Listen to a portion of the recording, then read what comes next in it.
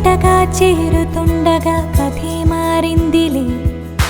నువ్వే నేనని రాసి ఉందని జతై చేరాను నీడల్లి. ఇది ప్రేమని పంచుకుంటూనే నుండా శ్వాసల్లే.